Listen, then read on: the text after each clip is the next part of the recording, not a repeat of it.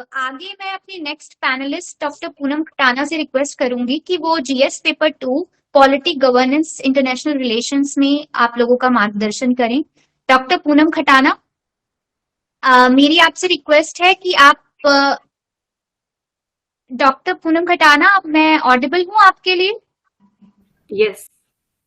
हाँ, सो पूनम आप बताइए, जीएस पेपर 2 में जो आपको एक ओवरव्यू सिलेबस का और जनरली जो आप एस्पिरेंट्स को गाइडेंस इस विषय में देना चाहती हैं, we Okay. request you to So, start your talk. good morning to everyone. My name is Dr. Poonam Khatana. And before starting anything, I want to thank Anjali Madam and the Progressive Aspirant Forum for giving me the opportunity to share my experiences with you. So, as far as paper second of GS is concerned, and that is basically the polity paper. So before starting anything, syllabus or anything, I just want to focus on one thing. Like, this is a very scoring paper, and we prepare in prelims also, in mains also. And this paper, it does not help us just in GS2. It actually prepares us for the entire examination, and particularly in the interview, because normally this paper, it helps you to build up your opinion, and accordingly you present yourself in front of the board and in the exam as well. So as far as the thing is concerned regarding polity, so 4 or 5 things I want to focus on that. I will discuss questions later on, but first, before if you really want to crack any exam, it's not about just this exam, it's the universal concept and the application, that you have to focus on the syllabus of that particular paper. Why? Because if you don't know कि आपको कहाँ पर जाना है, syllabus is like what, syllabus एक बस के ticket की तरह होता है। आपको यही नहीं पता कि आपकी जर्नी कहाँ तक की है, ठीक है, तो आप लोगों को समझ नहीं आएगा कि आपको क्या क्या टॉपिक्स पढ़ने हैं। And since this exam is very very vast, and this paper in itself, paper 2 or any other paper, they are very very vast, so you have to be very selective and smart in your preparation. So आपको सबसे पहले जो syllabus है GS paper 2 का, उसको आपको बहुत religiously you have to read it. और मैं बस ये नहीं बोलूंगी कि आप बस उसे पढ़िए, मैं बोलूंगी कि आप उसे याद करिए। because the reason is this paper is not just static, ये बहुत ही डायनेमिक पेपर है, इसमें चीजें रोज बदलती हैं, और क्योंकि इसमें न्यूज़पेपर बहुत ही इम्पोर्टेंट रोल प्ले करता है, तो आपके लिए जरूरी, और आपको ऐसा लगेगा कि अच्छा न्यूज़पेपर बहुत बड़ा होता है, उसमें से क्या पढ़ना है क्या छोड़ना है। लाइक पर्टिकुलरली अगर हम इस पेपर के रिगार्डिंग बात करें, अंजलि आप अपना माइक अगर ऑफ कर ले। ओके, सो बेसिकली तो व्हाट हैपेंस, तो आपको लाइक अगर आपको सिलेबस अच्छे से पता होगा कि ये टॉपिक्स दिए गए हैं हमारे सिलेबस में, so accordingly you have to read the paper also, newspaper. Otherwise आप उस पेपर में 2-3 घंटे भी लगा देंगे and still you won't be able to cover it. तो आपके लिए बहुत जरूरी हो जाता है कि सिलेबस में जो जो वर्ड्स मेंशन है, ठीक है, आप उसको ध्यान से पढ़ें, आप उसको ब्रेक करें, ठीक है, पूरे सिलेबस को आप ग्लिम्स लीजिए और फिर धीरे धीरे करके पढ़िए कि अच्छा, मैं अभी बात करूंगी कि कैसे उसको देखना है कि किस तरीके से कॉन्स्टिट्यूशन वाला टॉपिक दिया गया है या स्टेट वाला टॉपिक है। जैसे पॉलिटी का जो पेपर है वो GS2, वो कुछ 4-5 पार्ट्स में डिवाइडेड है, वो मैं थोड़ा अभी देर में डिस्कस करूंगी। तो फर्स्ट ये रहा कि आप अपने सिलेबस की जो कॉपी है उसको हमेशा अपनी टेबल पे रखिए, ठीक है। अपने जो आपका जहां पर भी आप पढ़ते हैं वहां पर उसको प्रिंट करके लगाइए, क्योंकि मेरा मानना ये है कि दो the world is quite digital, हम लोग भी डिजिटली सबसे जुड़ रहे हैं, बट जब भी आप किसी, क्योंकि इस पे एक रिसर्च भी हुई है कि जब भी आप किसी चीज को हार्ड कॉपी से पढ़ते हैं, ठीक है, वो ज्यादा देर तक आपके माइंड में रहता है। तो it's better to keep the copy on your table. आप सिलेबस की कॉपी रखिए। एंड मैं आपको अपने एक्सपीरियंस से ये चीज बता रही हूँ, मैं इतने साल से 2015-16 से I am in this profession, both in DU and also associated with civil services, कि आप सिलेबस को अगर अच्छे से याद कर लिया तो आपने आधी जंग जीत ली। उसके बाद एक दूसरी बहुत एक इम्पॉर्टेंट चीज होती है, वो है प्रीवियस ईयर क्वेश्चन पेपर्स। दो चीजें किसी भी एग्जाम को क्रैक करने के लिए बहुत जरूरी होती है। वन इज सिलेबस, कि आपको पता है कि क्या आपको पढ़ना है, क्योंकि ये एग्जाम इतना बड़ा है कि आपको ऐसा लगता है कि एवरीथिंग अंडर द सन आपको पढ़ना है, बट ऐसा नहीं है। अगर आप बहुत डीपली इस एग्जाम को देखेंगे तो आपको लगेगा कि नहीं, like if you will strategise your preparation, so it will be easy for you. Previous year question papers, तो जैसे नितिन सर ने भी बोला, उन्होंने बहुत अच्छे से सारी चीजें समझाई, इतना अच्छे से क्वेश्चंस डिस्कस किए। Previous year question papers students बहुत अंडर एस्टिमेट करते हैं कि पिछला जो चला गया उसका क्या करने का है, उससे तो क्वेश्चन नहीं आने। इसमें दो चीजें मैं आपको बताना चाहूंगी। फर्स्ट ये कि प्रीवियस ईयर क्वेश्चन पेपर्स आपको एग्जाम का पैटर्न बताते हैं, ठीक है, कि जो भी कमीशन है वो किस तरफ उसका झुकाव है, वो पिछले 5 सालों में किस टॉपिक पे वो फोकस कर रहा है, कौन से टॉपिक से क्वेश्चंस ज्यादा आ रहे हैं, किस टॉपिक को ज्यादा टच नहीं कर रहे हैं। तो that will help you to prepare for the exam, कि अच्छा मुझे ये वाले टॉपिक्स अच्छे से प्रिपेयर कर लेने हैं और इन वाले टॉपिक्स को बस थोड़ा ऐसे ही देख लेना है कि अगर क्वेश्चन आ जाता है तो मैं लिख पाऊं। और जैसे आप पिछले 10 साल के पेपर भी देख सकते हैं, बट मैं आपको बोलूंगी पर्टिकुलरली पिछले 5 साल के पेपर आप देखिए, और वो ही आपको पूरा का पूरे एग्जाम का जो पर्सपेक्टिव है उसको चेंज कर देंगे। जैसे स्टूडेंट सबसे ज्यादा ये क्वेश्चन पूछते हैं कि हम इस पेपर को कैसे पढ़ें, इसकी चीजों को कैसे तैयार करें, तो उस सब क्वेश्चंस का आंसर एक यही है कि आप बस प्रीवियस ईयर के क्वेश्चन पेपर्स बार बार पढ़ते रहिए, ठीक है। आप जब उन्हें बार बार पढ़ते रहेंगे तो आप जब उनको मतलब उनके रिगार्डिंग जब किताबें पढ़ेंगे कोई भी सब्जेक्ट की, तो आपको ध्यान रहेगा पढ़ते हुए कि अच्छा ये वाला क्वेश्चन कमीशन ने बार बार पूछा है, ठीक है, ये वाला क्वेश्चन नहीं पूछा है, तो आप उसको थोड़ा सा और ध्यान से पढ़ेंगे। तो ये रहा प्रीवियस ईयर क्वेश्चन पेपर्स का। सेकेंड ये, क्योंकि जो पॉलिटी का पेपर है, जैसे मैंने पहले भी बोला, it is quite a dynamic paper, क्योंकि जैसे अगर मैं आपको अगर मैं बताऊं, जो ये पेपर है वो बेसिकली 5 हिस्सों में डिवाइडेड है। वन इज इंडियन पॉलिटी, जिसमें वो पूरा बात करते हैं इंडियन कॉन्स्टिट्यूशन की, यूनियन एंड स्टेट्स की, पार्लियामेंट की, इन सब चीजों के बारे में। सेकेंड पेपर, जो सेकेंड टॉपिक इसमें आता है वो है गवर्नेंस, ठीक है, कि हाउ गवर्नमेंट ने कोई पॉलिसी, कोई प्रोग्राम, कुछ चीजें लाए, वो कैसे वर्क कर रहे हैं, आपको क्या लगता है, आप उसमें क्या और सजेशंस दे सकते हैं। क्योंकि आपको हमेशा एक चीज ये ध्यान रखनी पड़ेगी कि you are a problem solver, ठीक है। आप इस सर्विस को ज्वाइन कर रहे हैं, यू आर नॉट अ ले पर्सन, आप एक आम आदमी नहीं है, क्योंकि आम आदमी का काम क्या होता है कि सुबह उठते ही सरकार को क्रिटिसाइज करने का कि ये नहीं हुआ, वो नहीं हुआ। अगर आप इस एटीट्यूड के साथ इस एग्जाम को प्रिपेयर करेंगे तो मुझे नहीं लगता कि आप बहुत ज्यादा जस्टिस कर पाएंगे चीजों के साथ। आपको हमेशा एक प्रॉब्लम सॉल्विंग एटीट्यूड के साथ इस एग्जाम को देखना है कि अगर मुझे कोई भी चीज दे दी गई है उसको मैं किस तरीके से सॉल्व करूंगा। अदरवाइज अगर सिस्टम में सब कुछ अच्छा ही होगा तो आपकी जरूरत भी नहीं है सिस्टम को। तो उसी तरीके से आपको एग्जाम में भी वही अप्रोच को अपनाना है।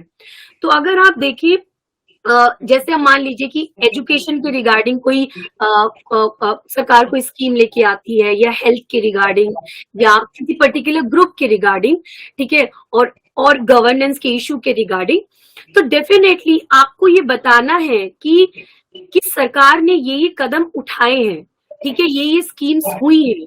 हाँ, हो सकता है आपका एटीट्यूड इस तरीके से रहे कि जितना होना चाहिए था उस तरीके से काम नहीं हुआ, ठीक है, थोड़ी बहुत उसमें कमी रह गई, तो उस कमी को आप कैसे आप अपने कुछ सजेशंस देके कि, और जो पॉलिसी, क्योंकि यू आर, और ultimately you are a policy maker, तो आप सरकार को उसमें हेल्प करेंगे, तो आपके उसी एटीट्यूड से एग्जामिनर को पता लगता है कि हाँ, कि ये इंसान इस सर्विस के लिए एकदम सुटेबल है। अगर आप वहां पर भी एकदम क्रिटिकल उस वे में आ जाएंगे, मतलब एक होता है क्रिटिकली एनालाइज, ठीक है, एक होता है कि बस आप क्रिटिसाइज कर रहे हैं। तो जब भी आप क्रिटिसाइज करें, आपका जो क्रिटिसिज्म होनी चाहिए, आलोचना होनी चाहिए, वो कंस्ट्रक्टिव होनी चाहिए। और इस एग्जाम के लिए, इस पर्टिकुलर जीएस पेपर 2 के लिए ये बहुत बहुत नेसेसरी है।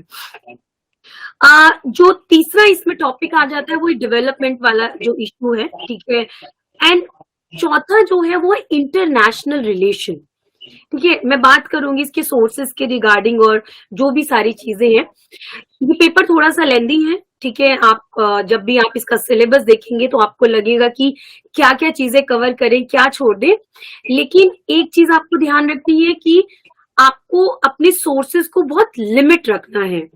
इस एग्जाम में यही जानने की जरूरत है कि आपको क्या नहीं पढ़ना है, ठीक है। अदरवाइज पढ़ने के लिए तो बहुत सारा मटेरियल है मार्केट में अवेलेबल, तो अगर आप अपनी प्रिपरेशन, अपने सोर्सेस को जितना लिमिट रखेंगे, और जैसे नितिन सर ने एक बहुत अच्छी बात बोली और मुझे बहुत अच्छा लगा वो चीज के लिए, उन्होंने बोला कि पढ़ना ही काफी नहीं है। जैसे बहुत सारे आपने स्टूडेंट्स को देखा होगा, they know a lot about the exam and the topics, और उनको बहुत ज्यादा नॉलेज है, बट एग्जाम क्रैक नहीं हो पाता। उसका एक सबसे बड़ा रीजन ये होता है कि हम लोग पढ़ते रहते हैं, बुक्स रटते रहते हैं, बट हम लोग कभी लिखते नहीं है। कभी आप देखिएगा, क्योंकि लिखने में बहुत करेज लगती है। आप एक किताब के 4 चैप्टर पढ़ लेंगे, लेकिन अगर आपको मैं आपकी 4 क्वेश्चन दे दूं ना कि अच्छा पॉलिटी पे क्वेश्चन लिखिए, आपको लगेगा कि अच्छा, अरे मुझे तो बहुत कुछ आता है, इसमें मैं लिख सकता हूँ। बिलीव मी, मैं अपने स्टूडेंट्स के साथ ये बहुत बार करती हूँ।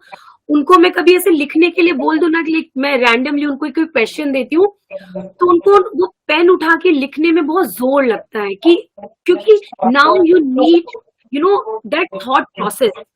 आपको सारी चीजें एक जगह पे लाके लिखना है। You have to choose words and choose words wisely, and you don't have luxury. आपके पास उतना टाइम की और वर्ड्स की लग्जरी नहीं होती कि आप बहुत रैंडमली सब चीजें यूज कर सके। आपको 10-15 मार्क्स में आंसर देना होता है, 150-250 वर्ड्स में आंसर देना होता है। तो आप अपनी नॉलेज को उस तरीके से रखिए कि आप एग्जाम में उसको वहां पर प्रेजेंट कर पाए। अदरवाइज ज्ञान तो बहुत सारा होता है, ठीक है, ये होता है कि आपको नॉलेजेबल बनना है, बहुत अच्छी बात है, ठीक है, हम अकेडमिशियंस हैं, हम बहुत सारी किताबें पढ़ते हैं, बट देखो एक से एक चीज होती है कि ultimately you have to crack the exam, ठीक है। तो आपको उसी पर्सपेक्टिव से सोचना पड़ेगा। एंड रिमेम्बर, आपको इस पेपर में, आपको जीएस पेपर 2 में पीएचडी नहीं करनी है, ठीक है, वो हम लोगों ने कर ली है, दैट इज इनफ, ठीक है। इसलिए we are not in the services, like I am not in the services, okay. तो आपको ये ध्यान रखना है कि आपको एग्जाम ओरिएंटेड ही पढ़ाई करनी है। अदरवाइज ये जो एग्जाम है वो इतना टेम्पटिंग होता है कि आप कुछ भी पढ़े तो आपको लगता है कि अरे मैं 10 सोर्सेस से पढ़ लेता हूँ, ये सब चीजें ज्ञान ले लेता हूँ, और बट बिलीव मी, आप उसे लिख नहीं पाएंगे। तो जिस चीज को आप लिख ही नहीं पाएंगे, ठीक है, जिसको आप प्रेजेंट ही नहीं कर पाएंगे, जिसको आप मेमोरी में भी नहीं कर पाएंगे, इट्स नॉट गुड कि आप अननेसेसरी अपने माइंड को उन सब चीजों से फिल कर दें, क्योंकि माइंड में बहुत लिमिटेड स्पेस होता है। तो अच्छी अच्छी चीजों से भरेंगे तो चीजें ज्यादा अच्छे से प्रेजेंट कर पाएंगे। एक चीज जो 5वां बहुत इंपॉर्टेंट एलिमेंट है इस पेपर का, that is UP specific, and that is the main difference between UPSC and UP वाले दिस यूपी सर्विसेज का।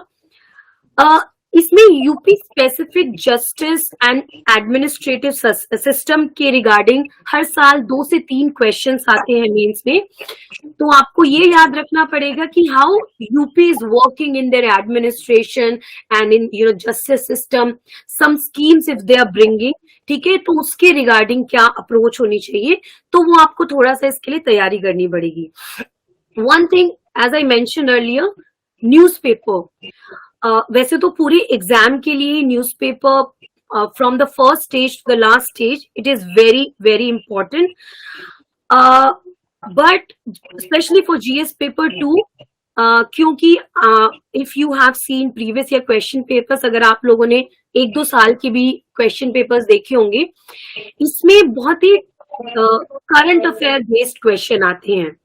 मान लीजिए कि अगर स्टैटिक पार्ट है कि गवर्नर का, और आपको पता है कि whatever happen in Karnataka, Rajasthan, Madhya Pradesh, Maharashtra, तो उससे क्या होता है कि वो क्वेश्चंस स्टैटिक से करंट में बदल जाता है। फिर दे विल आस्क यू कि अच्छा ठीक है, what is the relationship and what is the tussle, ठीक है, कि जो गवर्नर और चीफ मिनिस्टर के बीच में है। तो आपको इस तरीके से न्यूज़पेपर को पढ़ना पड़ेगा। और जैसे कुछ लोग न्यूज़पेपर को मंथली मैगजीन से रिप्लेस करने की कोशिश करते हैं, आई am not under estimating the importance of the magazine, it is a good source, but क्योंकि मैगजीन आपको महीने में एक ही बार मिलती है, तो you don't know the importance of any topic. But आप जब रेगुलर न्यूज़पेपर पढ़ते हैं तो आपको पता है कि अरे ये रोज रोज टॉपिक आ रहा है, ठीक है, इस पे इतने सारे एडिटोरियल्स लिखे जा रहे हैं, इतने बड़े बड़े लोग इस पे आर्टिकल्स लिख रहे हैं, और समटाइम्स वो आपको इतने अच्छे अच्छे पॉइंट्स देते हैं कि अगर एक भी पॉइंट अगर आपने एग्जाम में लिख दिया तो वो आपको दूसरे स्टूडेंट से अलग कर देता है, और एक एक मार्क्स पे ही पूरे एग्जाम की रैंक बनती है।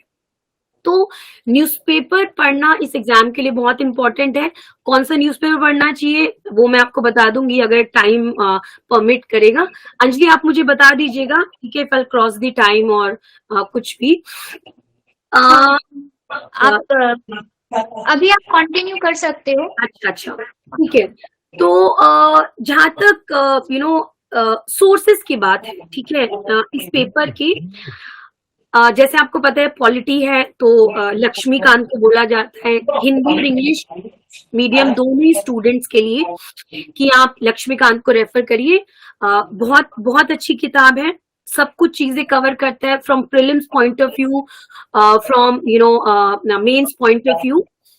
इसके साथ साथ बट क्योंकि वो जो किताब है वो आपको सफिशिएंट नहीं होगी, क्योंकि जैसे मैंने आपको बोला कि थोड़ा पेपर डायनेमिक है, ठीक है, चीजें करंट अफेयर्स बेस्ड आती हैं। जैसे आप देखिए कि अभी सीबीआई सीवीसी से बहुत क्वेश्चन आ जाते हैं, जब स्टेट ऑटोनॉमी और सेंटर स्टेट रिलेशनशिप बहुत एक इम्पोर्टेंट टॉपिक रहता है।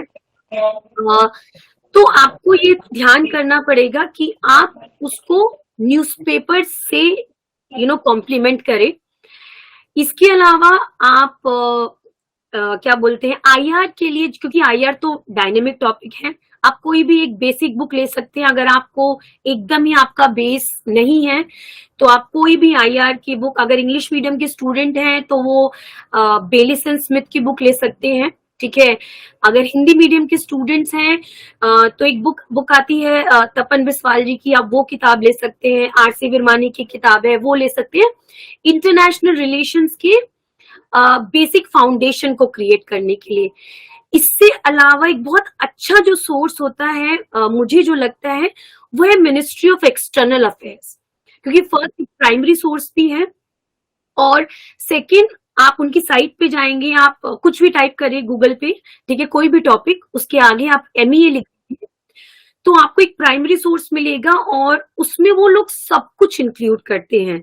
तो आईआर के लिए आपका एक बहुत इंपॉर्टेंट सोर्स वो है। और सेकेंड एक सोर्स है, आपको पता है कि हमारे यहाँ पर बहुत सारे अच्छे अच्छे थिंक टैंक्स हैं, तो 2 थिंक टैंक्स का मैं नाम लूंगी। एक है observer research foundation ORF, and एक होता है IDSA, institute of defence and analysis studies.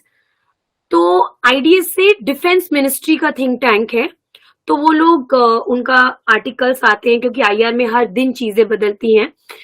तो अगर मतलब मैं ये नहीं बोल रही कि रोज आपको पढ़ना जरूरी है, but once in a while, ठीक है, आप वीक में या मंथ में, ठीक है, ग्लिम्स ले सकते हैं कि क्या चल रहा है आईआर में। और क्योंकि हम इंडिया से हैं, इंडियन पर्सपेक्टिव बहुत इंपॉर्टेंट हो जाता है चीजों में लिखना। तो ये सारे जो थिंक टैंक्स हैं वो आपको इंडियन पर्सपेक्टिव, इंडियन गवर्नमेंट का स्टैंड, ठीक है, Indian position in international affairs में हेल्प करते हैं, ठीक है। तो ये एक बहुत इंपॉर्टेंट चीज हो जाती है। एक मैं आपको एक और चीज इसमें बताना चाहूंगी, और मुझे ऐसा लगता है कि ये चीज मेजॉरिटी ऑफ द स्टूडेंट्स, मेरे स्टूडेंट्स को हेल्प किया है, आप लोगों को भी हेल्प करेगा, ठीक है, क्योंकि मेरे स्टूडेंट्स बस यूपी से ही नहीं रहे, वो कश्मीर से रहे, पंजाब से रहे, बिहार से रहे। तो मैं हमेशा अपने स्टूडेंट्स को एक चीज बोलती हूँ कि आप सिलेबस को जो जैसे मैं आपको बस एक दो चार वर्ड्स बोलती हूँ।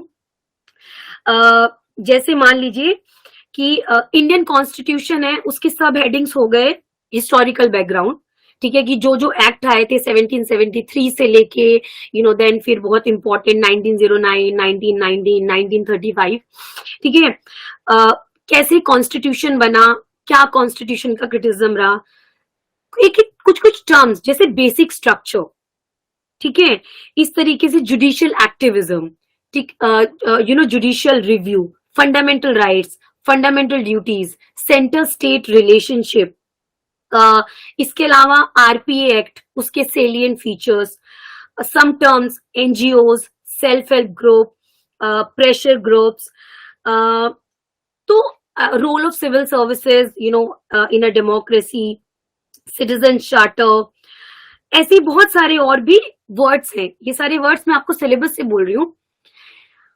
आप अगर कुछ भी नहीं करेंगे, आप बस एक चीज करिए, आप A4 शीट लीजिए एंड यू जस्ट डू जो भी टॉपिक्स जीएस पेपर 2 में दिए गए हैं, उन सब टॉपिक्स को लिखिए, ठीक है, कि बेसिक स्ट्रक्चर अगर टर्म दिया हुआ है, you just right basic structure, और उसके रिगार्डिंग बस जो A4 शीट होती है उसका एक साइड आप नोट्स बना लीजिए, ठीक है, कि अच्छा कि बेसिक स्ट्रक्चर क्या है, केशवानंद भारती केस कैसे इंपॉर्टेंट रहा, और भी how the importance of basic structure and the relationship between basic structure and judicial review, and और भी बहुत सारी चीजें। इस तरीके से आप अगर हर टॉपिक के नोट्स बना लेंगे ना, बिलीव मी, आई थिंक आपके 30 पेजेस भी, और आई थिंक 50 पेजेस तो मैंने ज्यादा बोल दिए, बट आपकी इसमें पूरा का पूरा जो जीएस पेपर 2 है वो खत्म हो जाएगा। और इस एग्जाम में जैसे मैंने पहले भी बोला कि पढ़ना जरूरी है, बट पढ़ने से ज्यादा जो जरूरी है वो बार बार रिवाइज करना, क्योंकि ultimately you have to write there. तो आपको जब लिखना है तो आपकी वो चीज दिमाग में रहनी चाहिए, और उसको रहने के लिए आपका वो पॉइंट एकदम आना चाहिए। तो वो तभी आएगा जब आप बार बार चीजों को रिवाइज करेंगे। और अगर आप ये सोच के बैठे हैं कि नहीं मैं तो इस किताब से ये पढ़ लूंगा, उस किताब से ये टॉपिक पढ़ लूंगा, believe me, psychology is a thing, ठीक है, जितना आप कंसोलिडेट अपने नोट्स को रखेंगे उतना आधी जंग आप दिमाग में ही जीत जाएंगे, ठीक है। सुंजू एक बड़े फेमस फिलोसोफर रहे हैं, द आर्ट ऑफ वॉर उन्होंने लिखी है, और उन्होंने ये चीज बोली थी कि बैटलफील्ड में जाने से पहले जरूरी है आधी जंग का काम अपने जो भी आपका एरिया है उसमें करके जाएं, ठीक है, ताकि आप एग्जाम में वो जंग ना लड़े। तो इसीलिए मैं मतलब आप 80% ऑफ द वर्क आप अपने रूम में बैठ के कर सकते हैं, and only 20% of the work आप वहां पे जाके आपको प्रेजेंट करना है।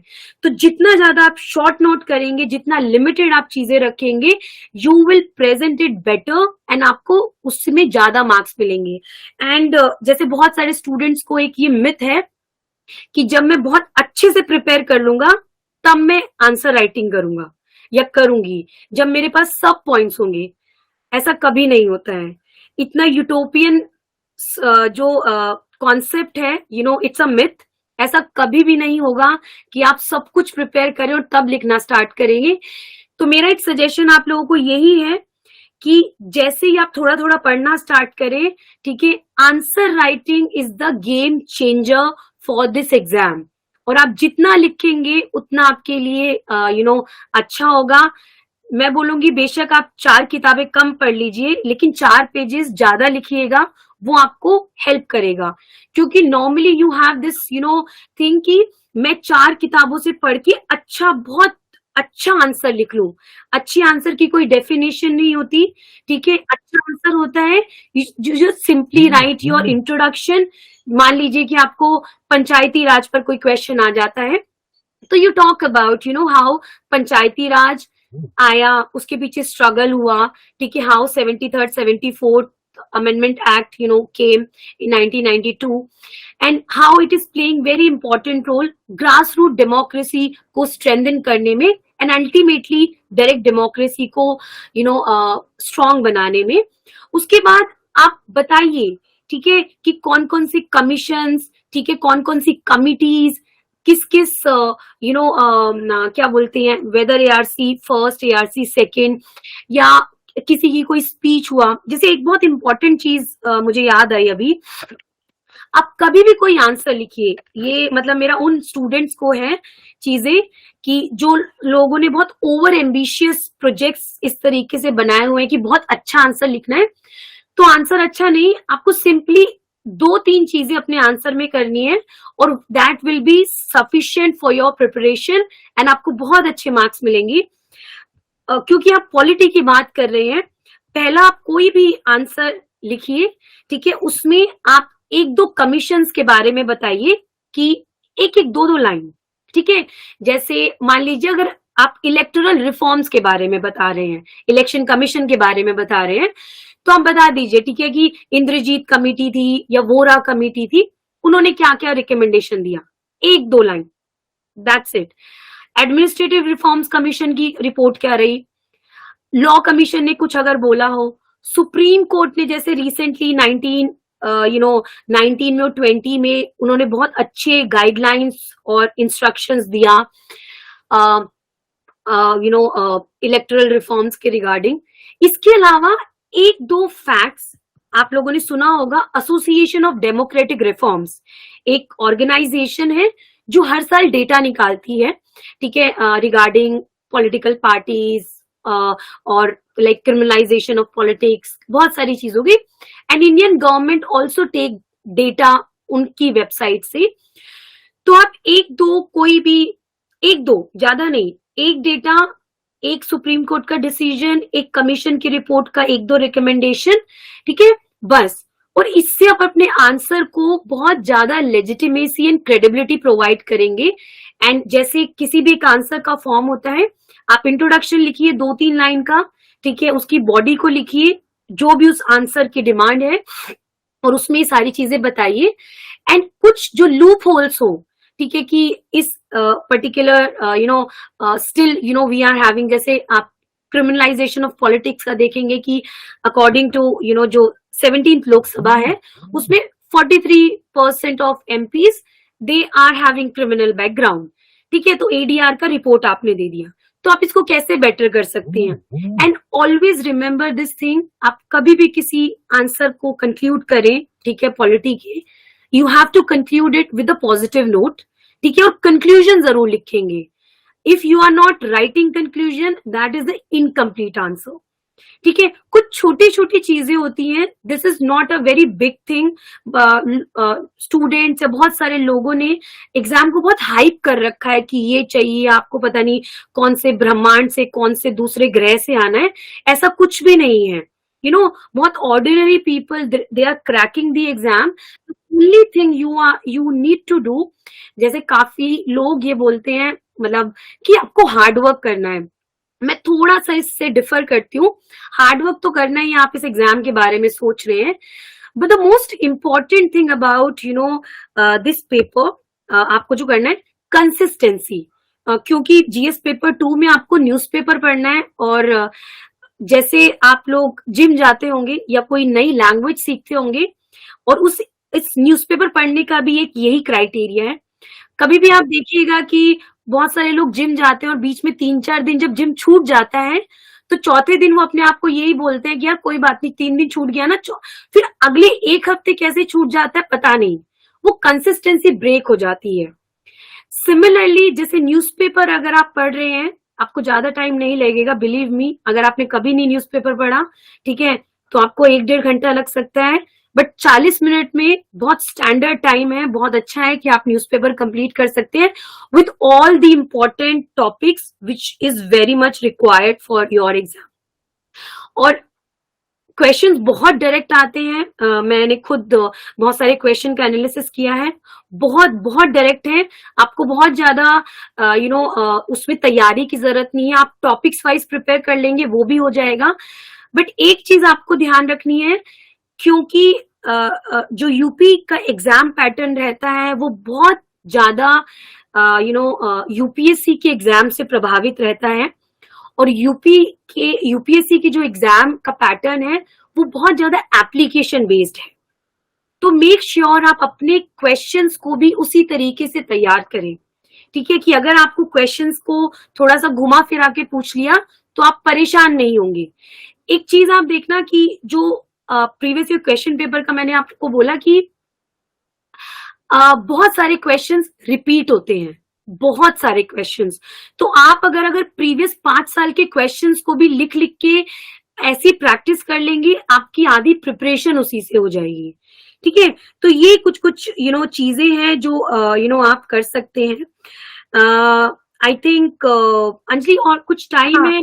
नहीं पूनम, आपका जितना टाइम था वो आपने काफी अच्छे से लोगों को गाइड किया है, और बहुत अच्छी सिंपल टेक्निक्स आपने बताई हैं कि रिवाइजिंग मल्टीपल टाइम्स और restricting to limited sources, specific sources से पढ़ना है, बार बार पढ़ना है, और न्यूज़पेपर रीडिंग की इम्पोर्टेंस आपने हाईलाइट की, बहुत इंपॉर्टेंट आपने पॉइंट्स एस्पिरेंट्स को बताए, काफी यूजफुल हैं ये, और आगे आपके मार्गदर्शन और मिलता ही रहेगा। कुछ स्पेसिफिक अगर टॉपिक्स या कुछ एरियाज या कोई ऐसा कंपोनेंट जीएस का जिसके बारे में उनको कुछ क्वेरीज होंगी तो हम फिर फर्दर फ्यूचर में किसी और दिन या किसी और समय वेबिनार ऑर्गेनाइज करवाते ही रहेंगे।